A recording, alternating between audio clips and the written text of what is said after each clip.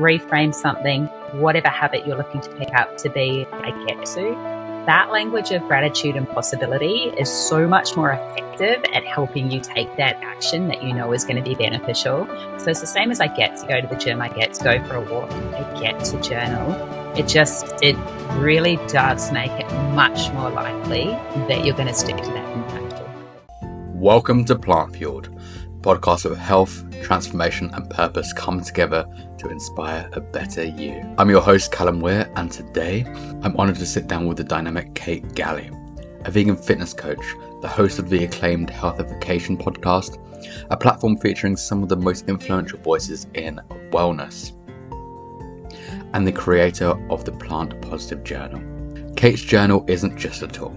It's a transformative roadmap that empowers you to write, create and direct your life with intention, aligning with the vision you hold for your best self.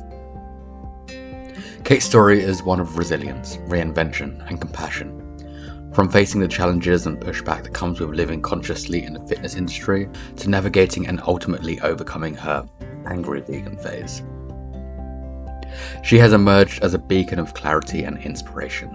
Her ability to share wisdom that is both practical and deeply personal is what makes this conversation so powerful.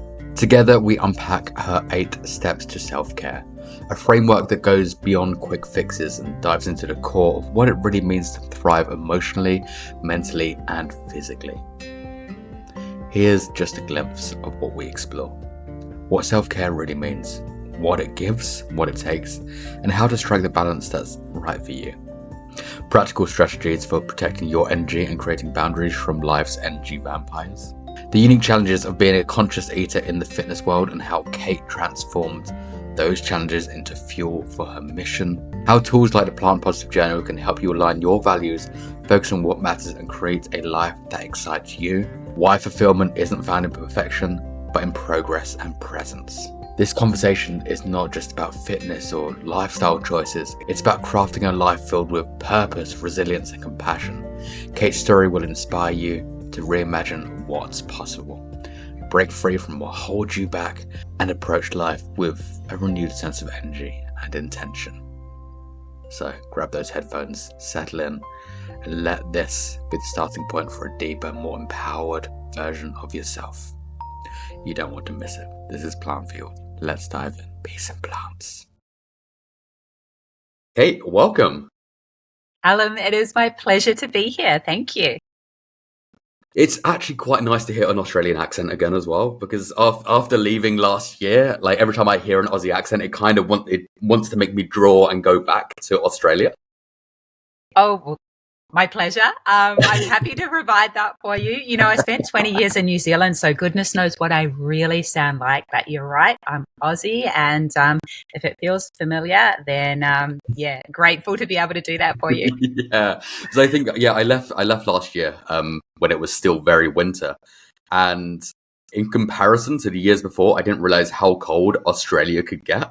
But in Sydney, it was you imagine from like in school, you get taught that Australia is hot all year round. And then you finally get there and realize it's a lie. Like Sydney it was freezing. It was in comparison near enough the same as England, I think. I did not expect it.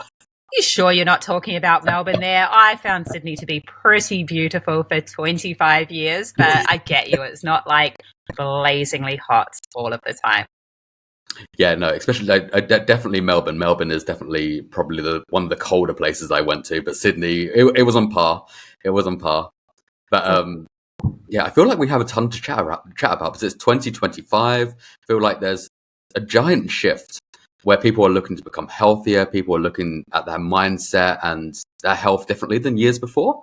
Like, I don't know if I'm just in a bubble, but it does seem that way. And it does feel like people, unlike creating resolutions that only kind of, last a few months, people are looking at, making small changes to better themselves instead this year. Gosh, I hope you're right. I love the sound of your little bubble. I don't know whether I've experienced that yet, but I want it to be true. And I guess I would say possibly there's so much beyond our control right now that people are feeling pretty overwhelmed, and maybe they're turning to the fact that their own personal health and also the implications it has on the planet is something that they can take into their own control. So I hope you're right. Yeah, because I think I definitely see it from the younger generation more than any other generation. Like a lot of people are like, quitting alcohol, junk foods, looking more towards whole foods and swapping late nights for like early mornings and cold plunges and the gym and training for things, such as fill in blank really, high rocks, marathons, whatever. But when it does come to health, like you've been crushing it on all levels: mindfulness, exercise, even obviously with your healthification podcast. You're over 890 episodes now as well. That's insane. I hit 901 this week, and my goodness, it must be a venture of the heart, right? Like 10 years in. I love it as much as I always did, possibly even more, because it is a connection to the people that I respect most in the world, right? So the compassionate and passionate individuals, be they activists, athletes, authors, entrepreneurs, doctors, whoever I am looking up to right now, I can reach out and have a conversation with them. And that is mind-blowing. Like, I cannot ever imagine giving that thing up because it gives me hope and heart. And you said I've been crushing it. I don't know. Sometimes it feels like a struggle, right? Like my health and nutrition and fitness are locked and loaded. Obviously, I see being fit and strong as an amazing way to advocate for the animals, and that's my heart. But dealing with the happiness side of living in a non-vegan world, that's kind of the harder bit. And that's part of why having these conversations, like I'm having with you today, why that is like so vital for my happiness and also, I think, my sanity. No, I completely agree with that. And I think when you're also doing something to advocate, whether that be through like, fitness or nutrition or like the podcast as such, there's so much work that goes into it. Like you said, like you've done this for 10 years and that's so many years of like editing and, creating a platform, interviewing, hours spent, creating such beneficial content and hoping that somebody will listen on the other side. And I completely understand that from a podcast point of view or even a nutrition point of view, because people are always putting out information out there and there's so much polarizing information as well. And it's hard to kind of cut through that noise sometimes and actually just give some beneficial information that will actually upgrade people's lives in that health space. And I do resonate with that a lot. You're right. And similarities with my podcast and my activism, I've kind of learned with both that maybe I need to really pay attention to what's effective rather than just leading with my heart. And, in my activism days, I was that angry vegan, right? It totally aligned with my heart and would have worked on me if I'd become across the activist like I was. I needed the truth bombs, right? Same with the podcast. I love interviewing animal rights activists that share the horror. They share everything I wish I knew. They're making a huge impact. However, I don't know how many non-vegans want to listen to that. They're still sticking their head in the sand, right?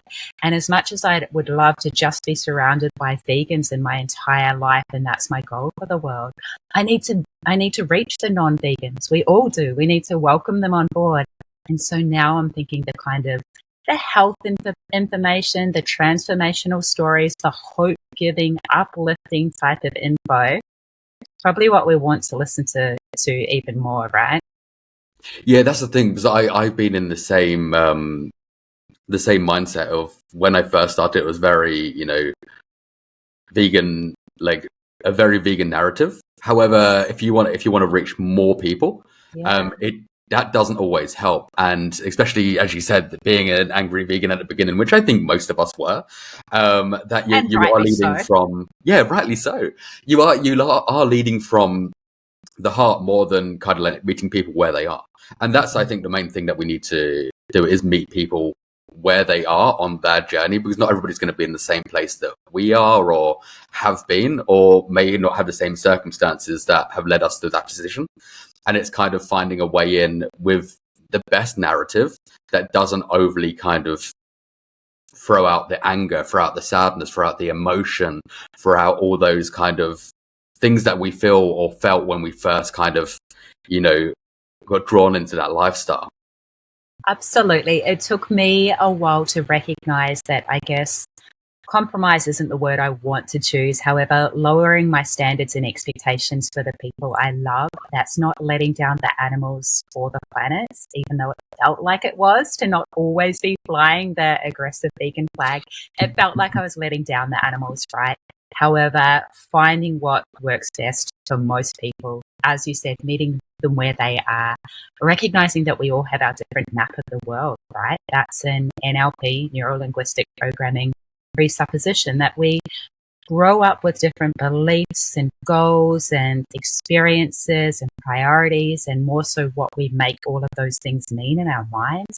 It's different for all of us. And so my map is not my dad's map, for example, sadly. So it's learning to deal with that with more grace, which is still such a journey for me. I actually found a statistic yesterday which I thought was so beneficial for this conversation, especially for your podcast as well. And it was to do with podcasts. And if you go over 3 episodes, you're like in the top 60%. Wow. If you go over 21 episodes, you're in the top 1%.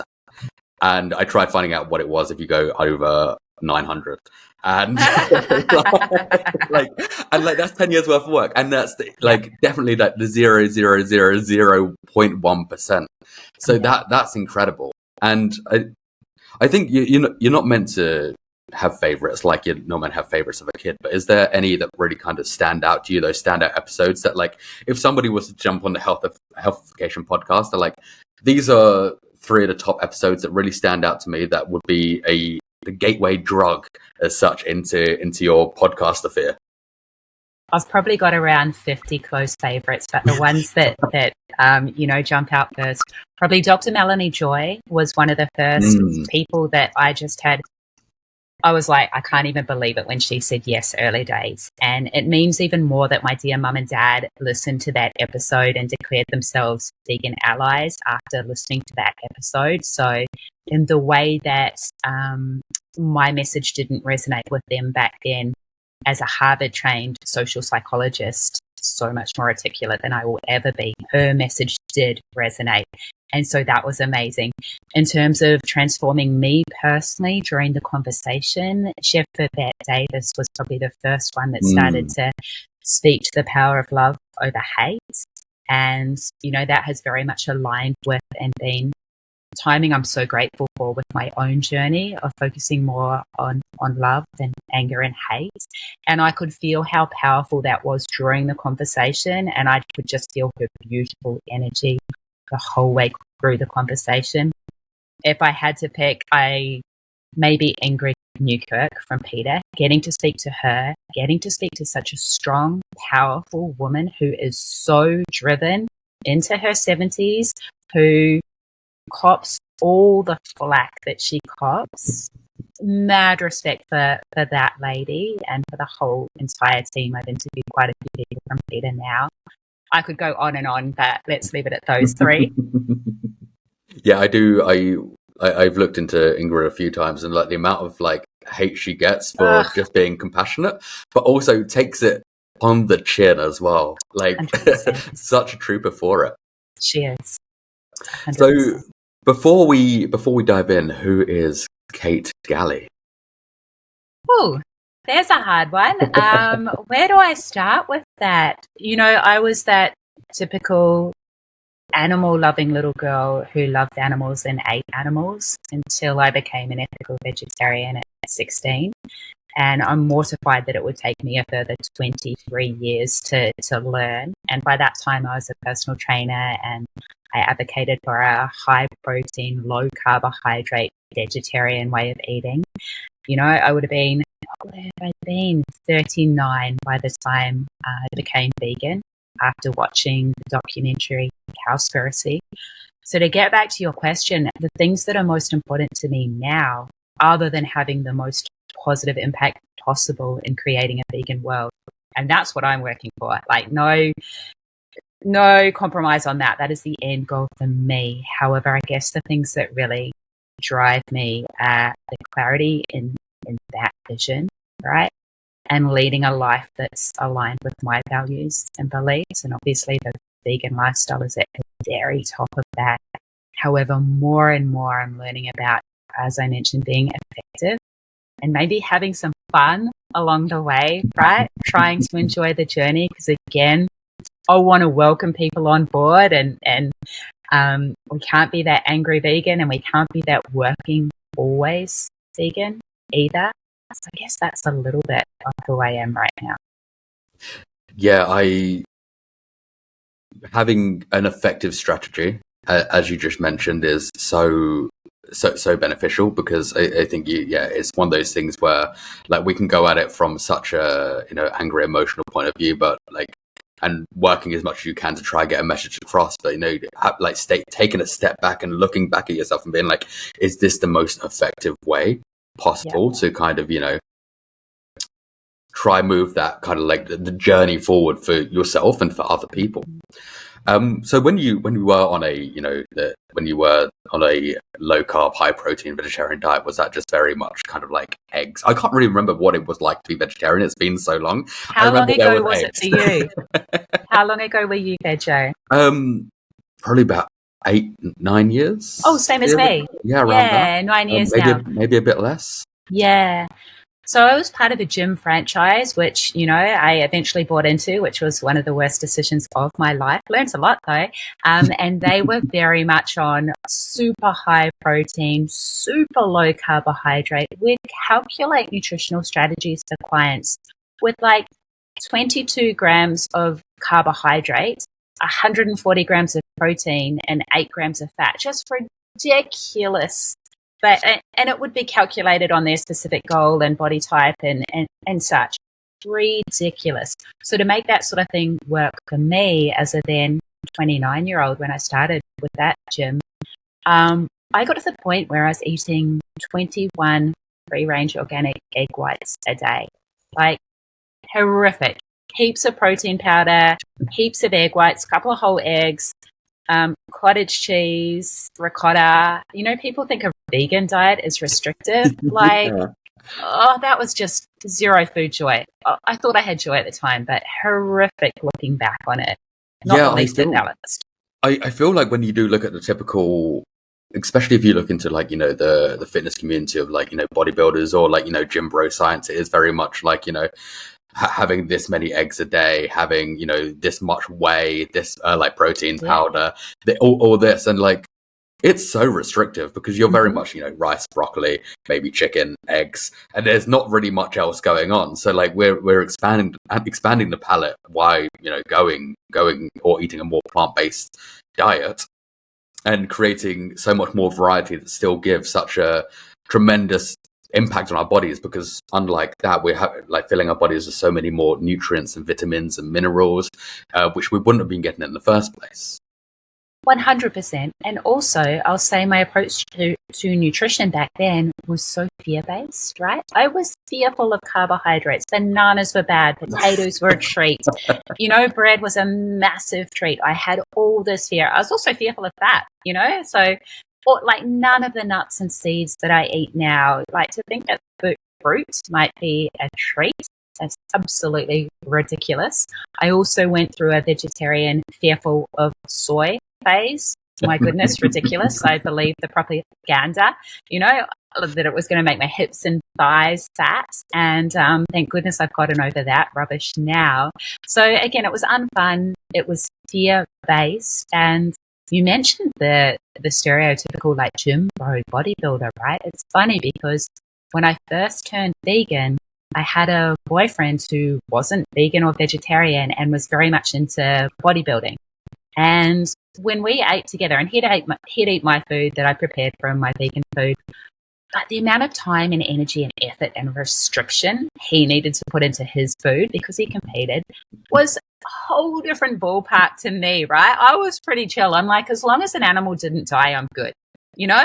And some of my recipes tasted bad early days. I was just learning. Now they taste amazing, but so much easier for me than what it was for him eating all the animals.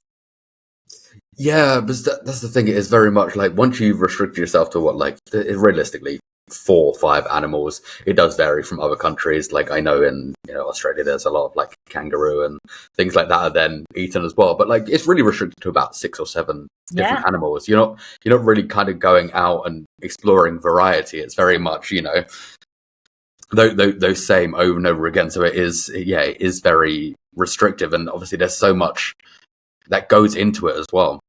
But obviously, with you were in that mindset of like low carb and high protein, then switching to a vegan diet, was that then very much you had to try change that mindset? That probably would have been harder, seeing that you had been indoctrinated for so long from the places and the people you were surrounded by. Great question. There was fear. So I watched Cowspiracy and I made the decision, I'm vegetarian for the animals. Actually, I must be vegan for the animals.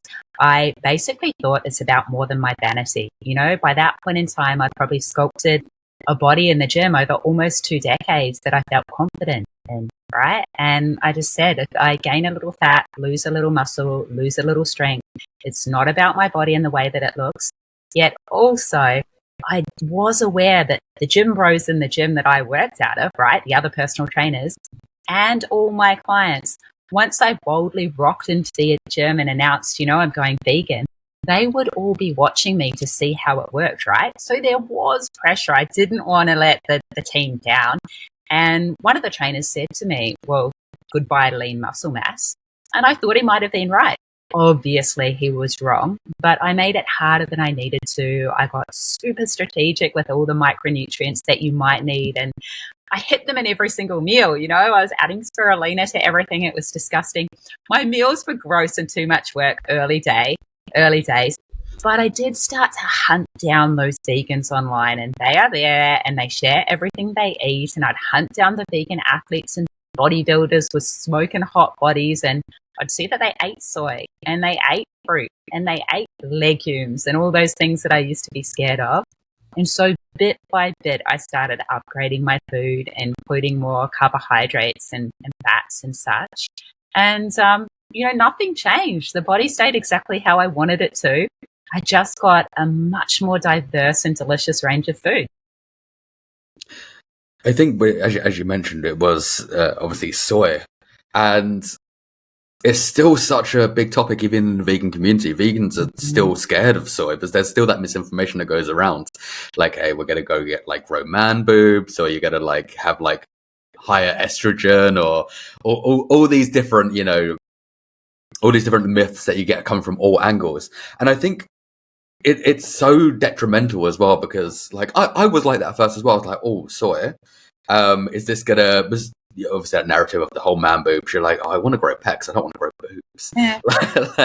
And then it's only realizing that there's so much misinformation out there, and even in our communities right now, that was because of all the information that's out there. It still can be quite scary to try new food that may have detrimental effects until you actually look into the the science of it.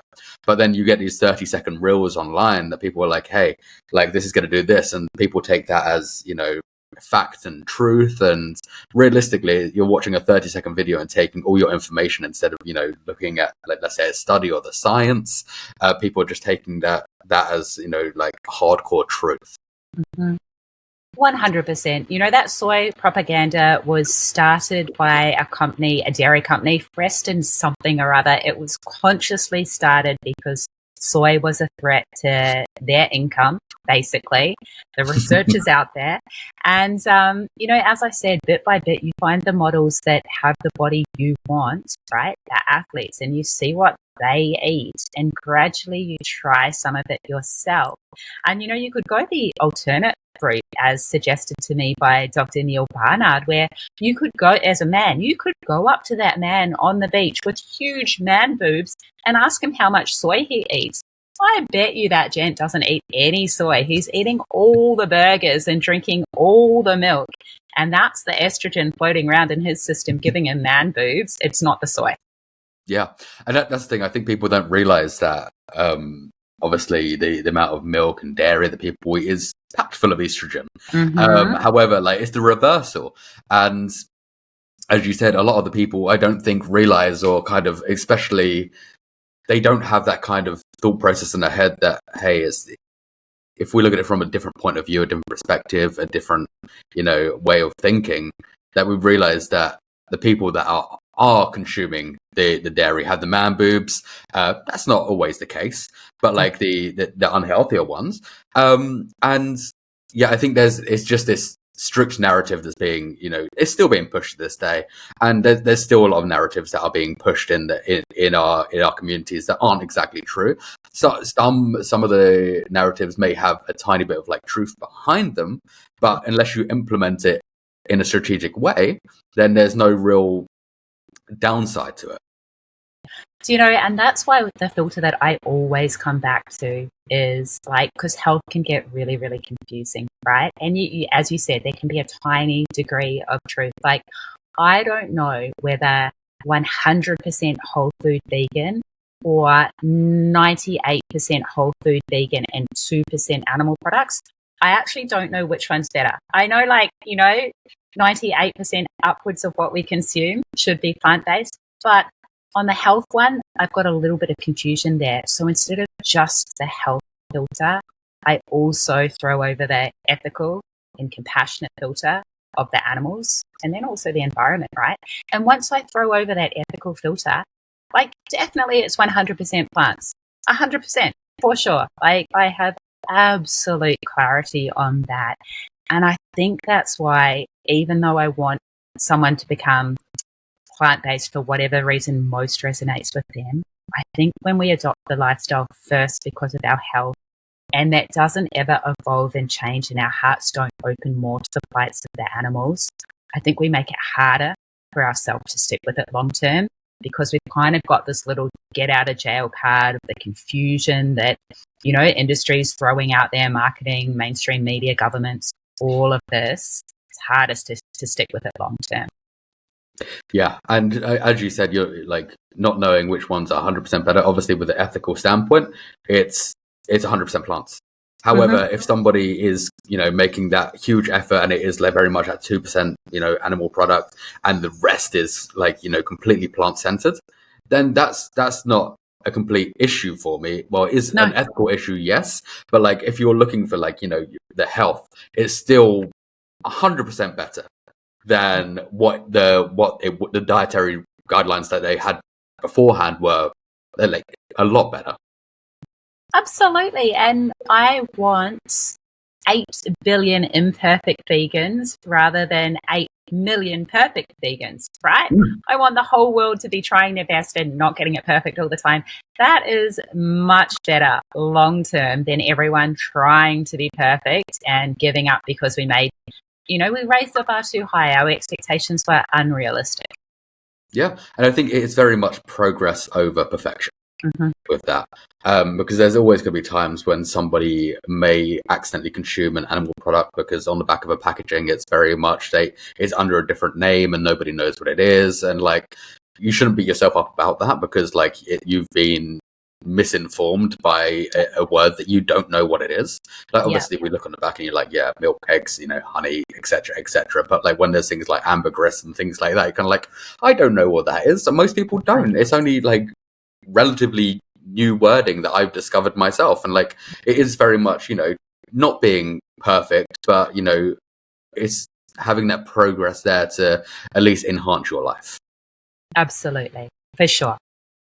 Completely agree. Would you have also a lot under your belt? You've come out with version 2 of the Plant Positive Journal, which is incredible, and journaling has become so much more mainstream in especially the last 5 years. It's not really seen as woo-woo anymore. It's good. It's definitely beneficial. But version 2. Yeah, this is a venture of the heart, right? Many, many years ago, my dear mum gifted me a gratitude diary for Christmas. And it was this stunning, beautiful book that let you plan your day to come the night before. It was full of artwork. It was a daily planner. It was gorgeous. It also had all these monthly writings about the sun and the moon and stuff that, to be frank, love the product. It's stunning. I didn't care or read about that stuff. And I thought, what if there was a product that instead talked about all the best practices, the most effective mindset strategies and recipes to adopt a healthy plant-based lifestyle. And what if people bought it like I had bought that gratitude diary, or my mum had, because it was just a beautiful daily planner and they used it to plan their day to come and focus on their gratitudes and such. Yet also, bit by bit, maybe some of the writings and recipes and artwork from this little animal rights activist who wrote it, maybe they would sink into. So that was the Plant Positive Journal version 1, and version 2, as you said, came out last year. I designed the art for it myself this time, and absolute venture of the heart that I'm super proud of, and just love seeing it flying all around the world and like a little vegan Trojan horse, right? Getting into the hands of non-vegans all around the world and just planting compassionate little seeds. There's also not just, a lined page journal where you just write like with no direction at all of where to go, of what to do. Yeah. And I think that's a big thing for people, like especially beginners to journaling. It can be a bit like, what do I do? What do I write? What should I focus on? What should I be focusing my energy on writing? And if you don't have that direction, sometimes that can put people off journaling, because obviously a lot of the time it's, hey, like just write what's in your head, write it down on paper, and it's going to be somewhat beneficial. However, that can be quite tedious for some people, just sitting there and being like, I just need to write, like, what do I write? So having, these different parts of the journal that allow people to kind of say or do what they need, or prompts, is so much more beneficial to the average person that's only just getting into it. Yeah, thank you. I mean, it's a beautiful beast. This is it right here, and the thing is huge, right? How many pages is that? That's thick. This is the smaller one, but yeah, it is a beast for sure. It's 468 pages, a little bit smaller than the first one. It's full of artwork and such. Anyway, it's a beautiful beast, and it's funny because when I created it, as I said, I wanted to help people adopt a healthy plant-based lifestyle. I say plant-based because that is more approachable for most people. However, I absolutely do delicately drop the vegan truth bombs throughout it. But I use it to plan my day. However, just this past year, I was seeking more calm and clarity in my life. That's been my journey this past year or so. And so I started journaling as well, like just the act of writing on paper, which some people do in my journal, and I now do just on a notepad because this thing is too full of all my scribblings throughout the day, right?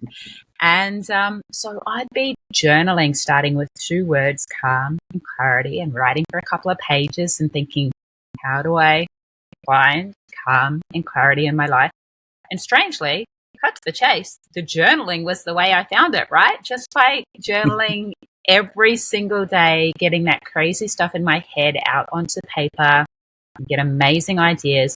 It is legitimately the second most impactful habit I have ever created in my life after lifting heavy weights. Weights is number 1. Journaling, definitely number 2. It's been that impactful. Yeah, because there is so much benefit to putting your mind to paper, like writing down your thoughts as much as people may not realize it. And it may seem such a tedious task at times, because it's probably some of the most beneficial, useful information that you can give yourself. Like, because you can look back at like where you started. Let's say you started at the beginning of the year and you're looking back at the end of, let's say, 2025, and you can see where you've started and how far you've come as well at the same time. And that's whether you've had, like, let's say you've had goals. You don't have to put goals in, but goals are beneficial. But you can see how your mindset has changed and how things have developed over the space of a year, over the space of 2 years. And it's such useful information, and it's something that I've implemented into my life definitely in the last like 6 to 7 months, where beforehand I was very much, is this really going to be beneficial? And it feels weird at first. It does feel weird just writing, and then it kind of becomes like a natural part of the day, a natural part of the process. And like, I look back now at what I was writing and seeing what I have now, and it's been so beneficial to see the obstacles that I've overcome or how my mindset was then. And it's so useful. Absolutely. And, if it sounds a bit tedious to anyone listening, it's okay if it takes a while before you're even ready to give it a go or before it sticks. Meditation was like that for me. Meditation was I should for years before it became a non negotiable. And then journaling was I should for quite a while as well. I will say though, once you reframe something, whatever habit you're looking to pick up to be I get to, that language of gratitude and possibility is so much more effective at helping you take that action that you know is going to be beneficial. So it's the same as I get to go to the gym, I get to go for a walk, I get to journal. It really does make it much more likely that you're going to stick to that impactful habit.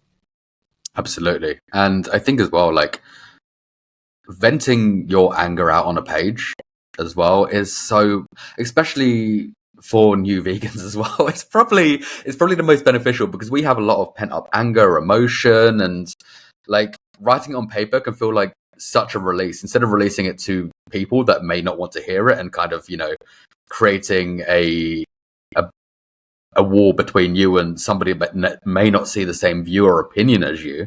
Like venting it on paper can feel like such a release that you may not be able to get on an everyday basis.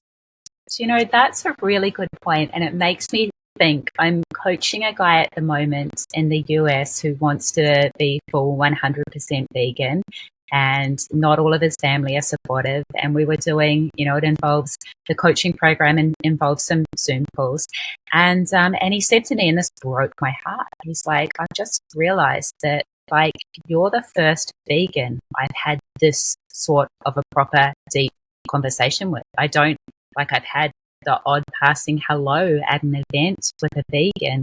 I've never been able to ask these questions, have these conversations. And I'm like, goodness, that breaks my heart to think of it, right? However, I did recommend journaling to him because I wanted him to get more clear on his why I am vegan so that he would have enough clarity to be totally non-negotiable with it, particularly in his relationships with non-vegan loved ones. Yeah, but trying to manage those relationships, especially with a mindset, and relationships can be difficult at the best of times, like without having another like giant view in there as well.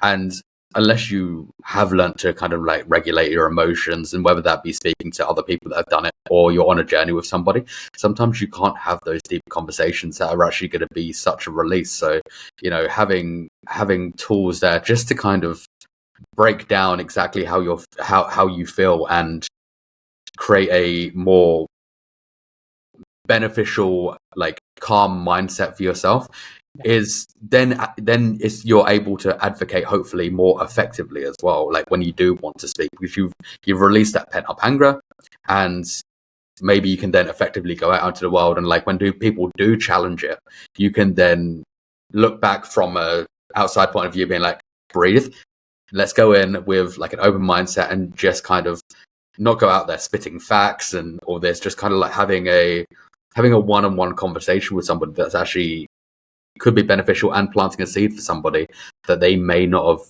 known or thought about in the, like if you were to go in there as an angry person. Absolutely. It's a safe way to explore and let out that anger. And also it helps you get clarity on what you're looking to get out of that conversation and that interaction. Because realistically, you're not going to make a vegan on the spot, especially if it's your family member. You're just not. And so I tend to get clear on how we both want to come away from this conversation, right? And then it lets you strategize and I guess accept responsibility, which is also accepting control. And we all want control. I absolutely want control. I have control over me. The journaling allows me have that control, have a strategy in mind before I need it, so that, as we hinted at, you can act as that calm, compassionate vegan that I didn't always used to be. Yeah, and it's beneficial as well because as you just said, you're not going to make a vegan on the spot, and sadly, the majority of the population are going to see it as an attack.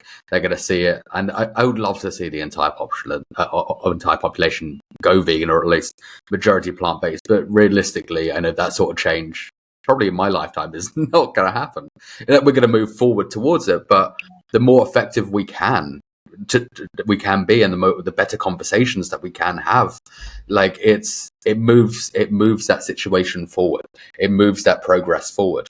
And yeah, I'd love to see everybody kind of like drop animal products, but also I have to be like realistic at the same time. So just having, these conversations where you can meet people where they are at that time, and just kind of see if we can even plant the seed or make a slight little change in their mind. And like that's more effective than some of the people that do go out there, and like obviously there's a place for like really out there activism where you shout. There is a place for that. Yes. And it does affect, and it is effective for some people, but a very low percentage in comparison to going in there with your heart and like your brain, and actually having these effective strategies to kind of just oversee a conversation that's not full of anger and pain.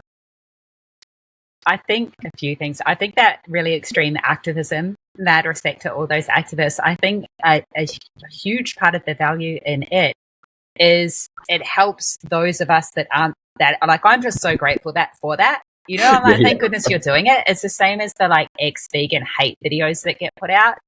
It's not the most effective strategy. However, I love watching those things and seeing people just articulate everything that I'm thinking. It's almost a form of self-care for me to watch that. So I'm super grateful, right?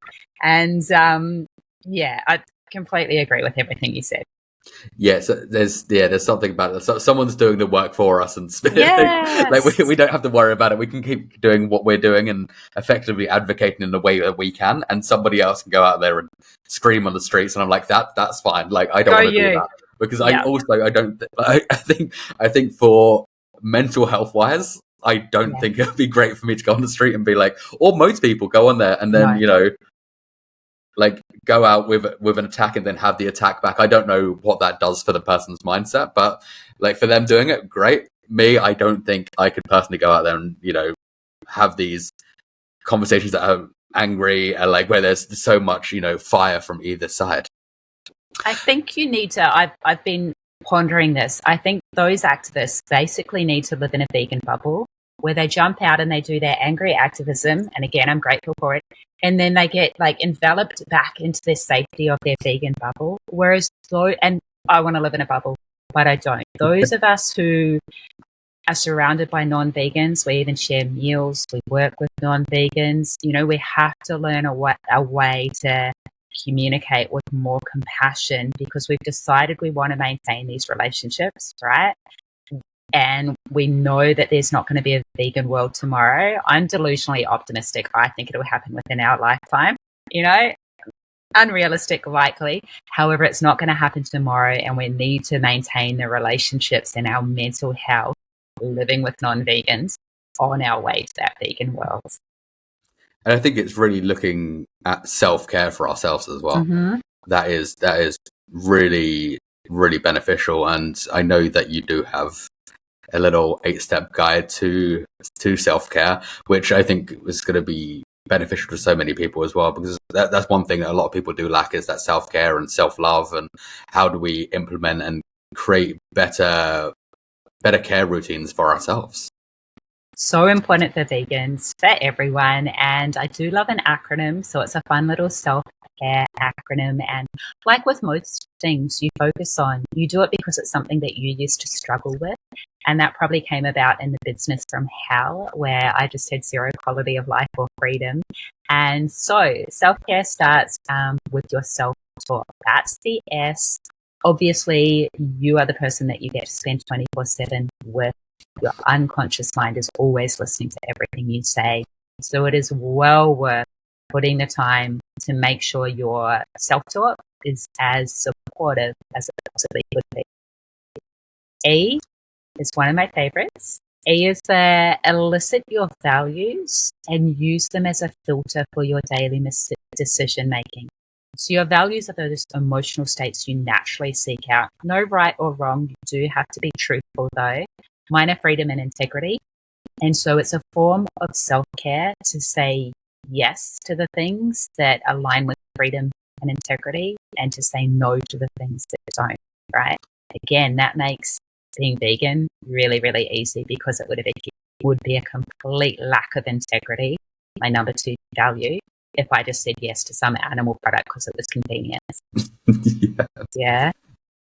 Yeah, when it comes to going back one step to self-talk, I think that is one thing that I've definitely learned in the last year is reframing that negative emotion to positive emotion, because, you know, there's things that we look at from the past and we may think about them in such a negative way. Whereas if you look at it from the viewpoint of like happiness and abundance and like looking at it from a learning curve, because some things don't work out the way you want them to, that's better than viewing it as a negative emotion that will sit and stir with you for life. Like treating everything as like a learning curve and just looking at it from like, hey, like I'm still happy, I'm still alive, I'm still like everything, just having some like positive outlook on life, even when the bad things happen.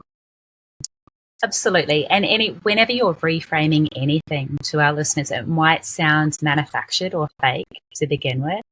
I urge you to stick with it, because that's not long until it actually becomes natural, and speaking to yourself with love and kindness really does become first nature. So moving on, Al, is lock and load the big rocks that keep you happy and healthy. And, you know, that's probably the I guess, stereotypical self-care advice. You know, first of all, lock into your appointment those big rocks or those big non-negotiables like food prep and exercise and meditation, time in nature, whatever it is for you. Yes, those ones that keep you healthy. That was my focus for the first, 15 years of my personal training career. And only in recent years, I've really been like focusing more on the happy as well. So time in nature might not be a non-negotiable for my health. For my happiness and sanity, it absolutely is. So that is always there for me. Yeah, I think people really underestimate like the benefits of, let's say, being like the time in nature or exercise, and how amazing people can feel with that, because we do live in a world where we are in offices or driving around constantly and being inside, and there's nothing wrong with that. However, when we become accustomed to that feeling becomes the norm. And then we forget how good it does feel, and we do go outside and exercise. And whether that just be like a walk in the park or a walk in nature, that has such a beneficial impact on how we are feeling. Whereas obviously if we're stuck inside, we kind of just get like, it's when people eat an unhealthy diet for a long period of time, it becomes the norm. That's how healthy they feel. And it's not until they make a giant shift in that, then they're like, oh, I feel different. Like there's something going on here that feels slightly, I love it. Absolutely. Maybe I've been doing it too long, but if I don't get that time in nature every single day now, it doesn't become the norm. I become a miserable little grumpy bum. And so we want to avoid that. Give Kate her time in nature. F is for filter the people you spend time with. And obviously this is filtering out those energy vampires to the best of your ability that we all have. However, also, less obviously, it's consciously looking to spend time with those people, and I hope you've all got them, that you just feel amazing when you've spent time with them. Try and filter in a little bit more scheduled time with those people that just fill your cup. You're so positive and optimistic and excited after spending time with them. And it doesn't even have to be face-to-face. It can be over the phone, or it might actually be people on a podcast, you know? Limitless. I feel that so much. It's very much like, obviously you are there's that kind of saying, isn't there, that is kind of like you are who you spend the most time with. So if you are spending time with people that are unhappy and, you know, lazy, and like, there's a good chance that's gonna rub off on you, which isn't for the best. So have like, obviously keeping a distance from those people, as well as still having them as a friend, not cutting them out completely, but like then aligning yourself with people that do share the same dreams, goals, and, you know, have that energy that's really fulfilling you, instead of being around those people that are kind of drawing the energy, as you said, energy vampires, which I love that word so much. Yeah. Look, I have cut some of them out, you know, weigh up the pros and cons, and some of them might just need to be evicted. I would also say, like, think of the energy it costs you. And I've done this recently. not becoming like them, right? Maybe you see them as the anti-mentor. Again, anti-mentors are as valuable as your mentors. However, you might be wasting too much energy just not getting annoyed by them and not at, like I'm considering my energy so much more than I used to now. It's not just about time management and mindset management. It's also about energy management. Because this is about maybe 4 or 5 months ago, maybe, I made a list of everybody that I know or have spent time with, and then sat there realistically thinking whether they upregulate my life or downregulate my life. Right. And then with the ones that I kind of figured out did downregulate, it's also when they are good friends of yours, it's horrible to say, and you don't want to do it as well. You don't want to be like, oh, these people are like, down-regulating my existence. I'm like, superior. Yeah. Yeah.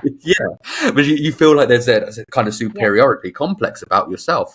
But like once you were truthful, you have to tell them that to their face. But once I wrote it down, I was like, oh, maybe I should be splitting my time in better places and use my energy in better places. And the people that do upregulate my life, I'm going to spend more time with them. And that we whether over the phone or in person or whatever. And the people that, do downregulate, I have had times where I'm just like, you know what, I'm not going out with you today, or I'm gonna, maybe if I am gonna go out with you, I'm gonna get to spend like half an hour to an hour with you. I'm not going to take too much of my time because I don't want to go home when I could have a very productive day at the end, but because you've ripped the life out of me today, that I just want to go have a nap.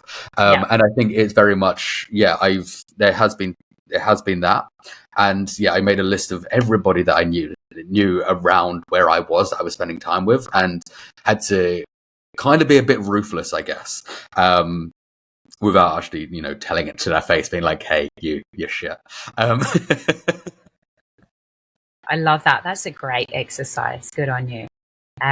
C in the self-care acronym is create a not to-do list. Often health professionals will say, we want you to be doing this. It could sound a little bit overwhelming. The first way to be able to create your to-do list is to first create a not to-do list. So I really recommend that. So what would you put on a not to-do list? So for the people listening, obviously when it is a to-do list, you're kind of like, I'm just avoiding, like, these are things I need to do. But the not to-do list, what are those kind of things that we should be putting on there?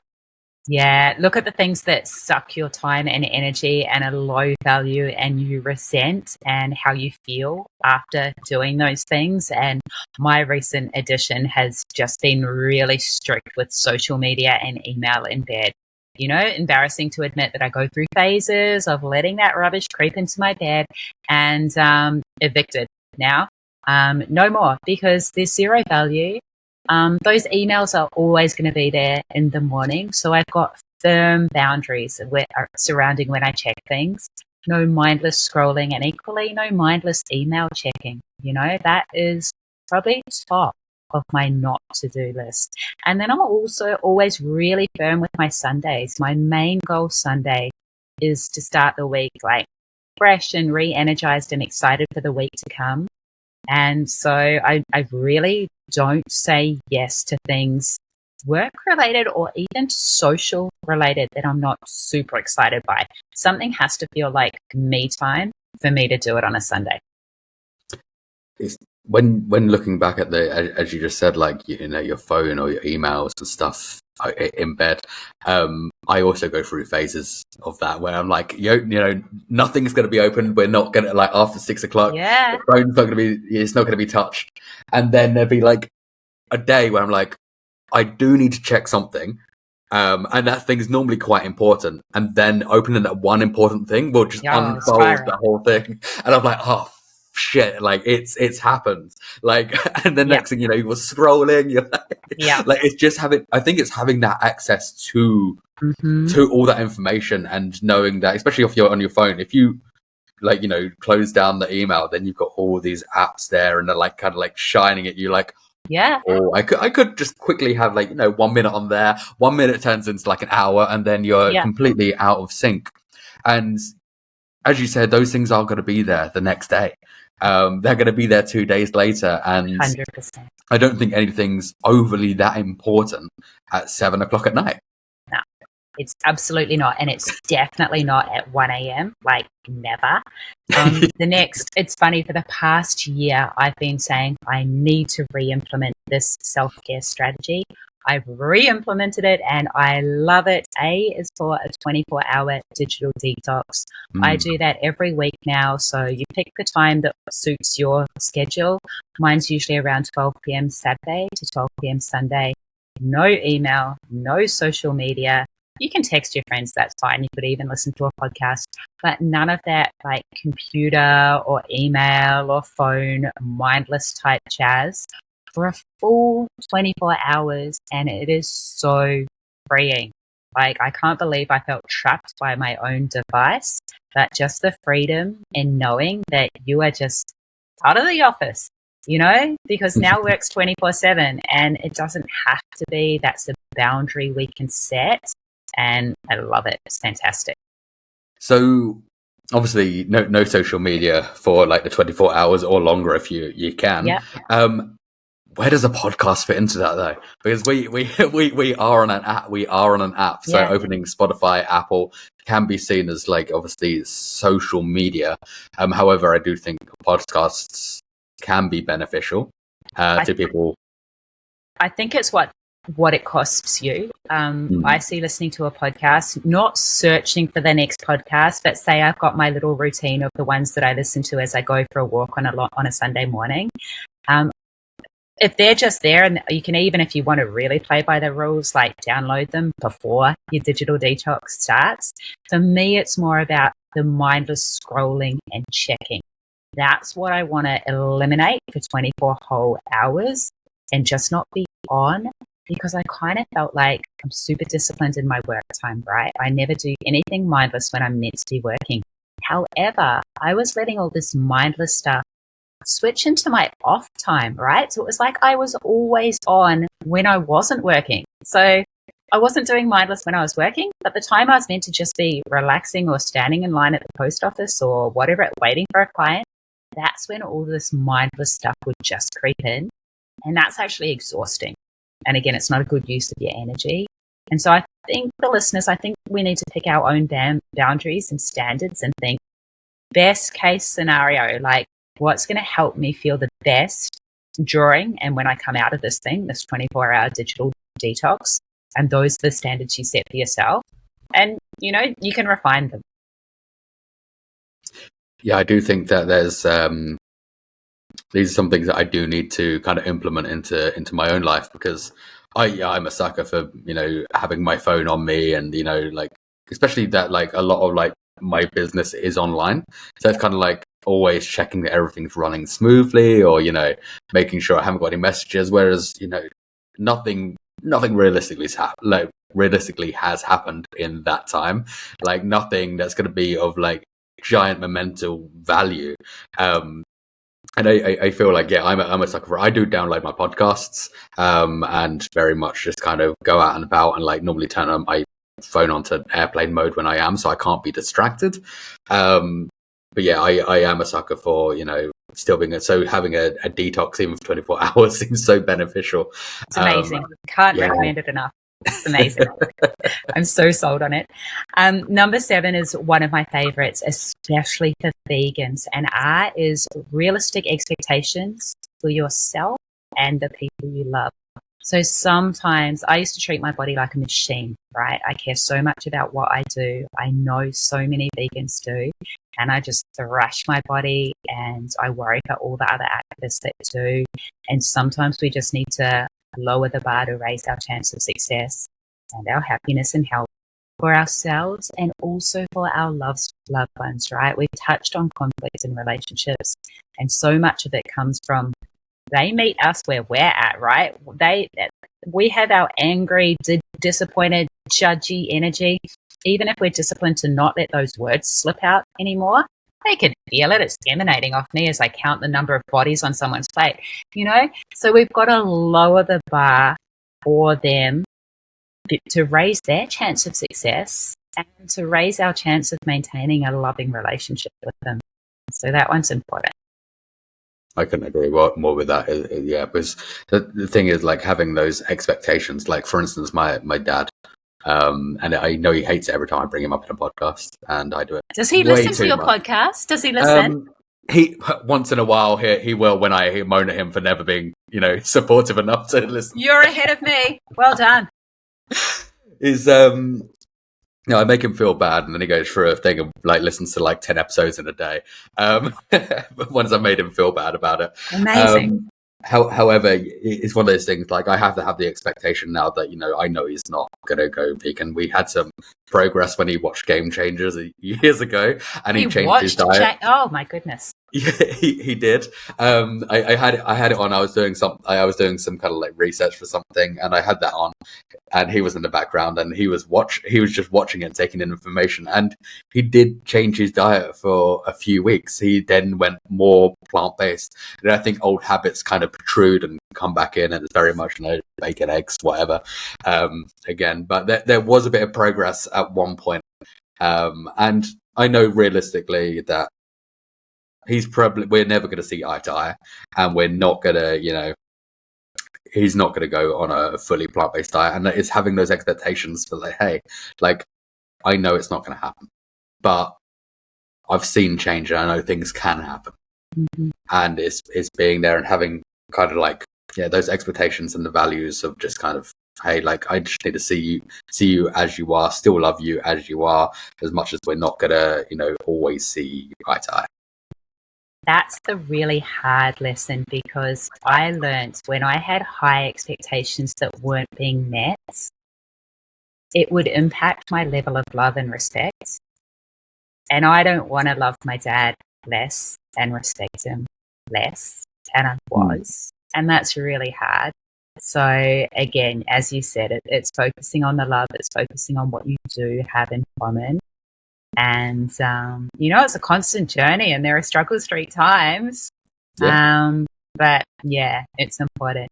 The last one in my little self-care 8-step acronym is, some of this, it might all sound like a lot of work, right? Sometimes you just want an easy 5-minute quick fix.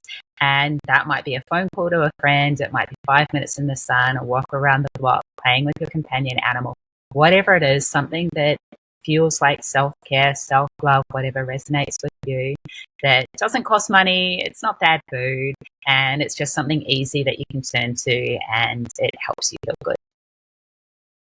I love that. That's beautiful. Nice. And actionable. Absolutely. And I think that's the thing. Every single one of those steps is such a actionable step that's so small as well. They're not like huge, like, I'm throwing away my whole entire life to then start again. These are things you can implement on a daily basis that are going to be so beneficial. And I think that's the one thing people get scared about when it does get to self-care, is the fact that some people would assume that you have to kind of forget everything you know.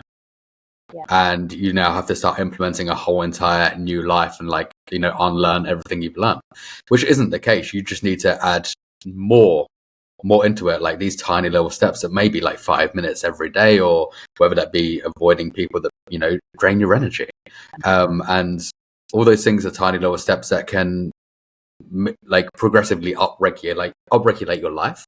And at the same time, like, these are compounding things that, like, once you do them over time, they compound and you get better and better. And like, you may not see results in 5 days. We live in a world of instant gratification, and like, you can get like Amazon next day like anything that next day delivery, Uber Eats, all this, we get instant gratification on a daily basis.